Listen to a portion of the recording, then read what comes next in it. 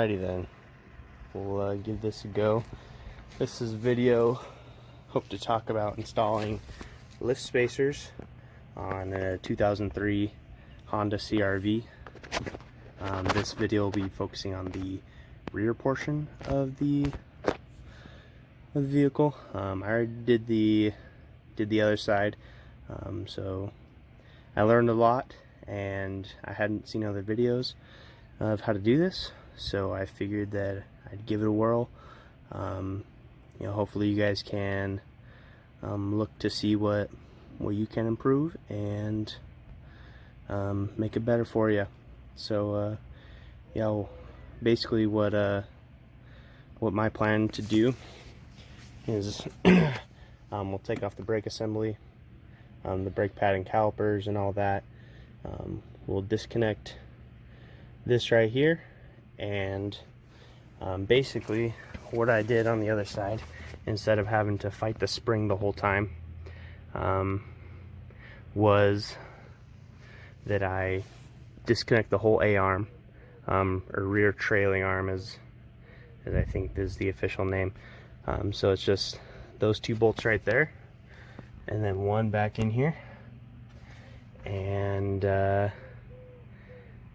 yep, then you should have, and this one right here, as well as the strut itself. A lot of people have trouble with getting the bottom struts done. Fortunately, I only replaced these struts maybe 6 months ago, so shouldn't be too hard, but I definitely would suggest using WD-40 or PB Blaster. That's your best friend. Yep, so we'll be going over all these things. I won't spend too much video talking about or doing it exactly. I'll just kind of go over step by step as to what I did. So yeah, let's get going. All right, update. So we have the brake caliper taken off. I believe that's the camber arm, what it's called, taken off. Just got the caliper hanging there. I've undone the sway bar links there. I've undone the emergency brake line. It's bolted in right there. Definitely want to make sure that you have a good breaker bar, and preferably a 1/2 inch ratchet, because a lot of these are pretty well busted on there. As far as the strut goes, I've loosened the bottom strut bolt, as well as the 2 bolts that are up top. Don't mind my messy car. So there's one right there and one right there. You just have to take this cover off, and then undo those. So that's all loosened up, and now I've loosened up these 2 bolts. I'm gonna see if I can do it without having to undo that one. Sorry. I'm gonna see if I can do it without having to undo that connection for the trailing arm over there. But so far so good. Just making its way. I will probably show you how it all looks after I have it taken down. One thing, as I'm doing it by myself, maybe an extra pair of hands would be better, but I'm using this extra jack that I have to help catch the sway arm, or the trailing arm, as soon as I undo those 2 bolts right there. So yep, that's kind of where I'm going so far. So yeah, ready to get some break some knuckles.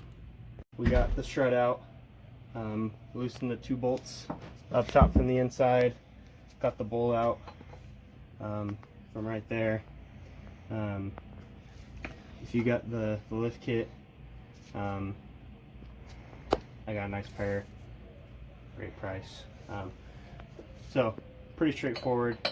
What you want to do is, if it doesn't go on right away, it's probably because of the paint. So I just have a little mallet help to tap it down. But before you do that, there's not enough clearance if you tap it down all the way down to put these screws on. So you take the ones that were already on your strut mount and you go ahead and start those. Sorry for the bad camera angle, rookie. I'm a rookie. My little brother's helping me out now. This is a good camera angle. Alright, cool. Alright. And then so you just go ahead and tighten these down. Mine is a 15. So I'm sure lots of other people's are as well. So you go ahead and just tighten these down all the way. And again, I'm no professional, just some redneck doing this in his front yard. Maybe not redneck, my mom wouldn't like me saying that. I got nothing against that. But, so you go ahead and tighten these down really well. And then, oh, I don't think I showed you guys this. So I got these two bolts done right here, and again I'm using the extra, whatever you call it, now I'm tired, extra lift to hold it up. My ABS wire is rusted in, so I'm not trying to take that out. You guys might have similar problems, but so not touching those, but basically it's just hanging there. So we'll get this mounted on here. My kit came with washers and nuts. So basically what we'll do next is we'll get this fitted up in there.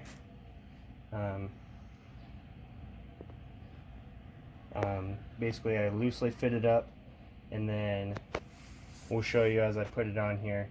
The best way I figured out how to do it by myself even was to just use the jack to help get that up, and then we'll get the bolts to bite back up in there, and then you'll screw it in, and otherwise it'll be way too hard to get this put in anywhere.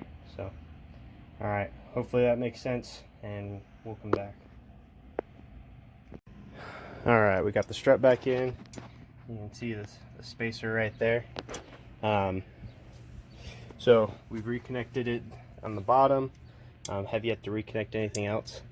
So basically what I'm going to do here, I'm going to hang this guy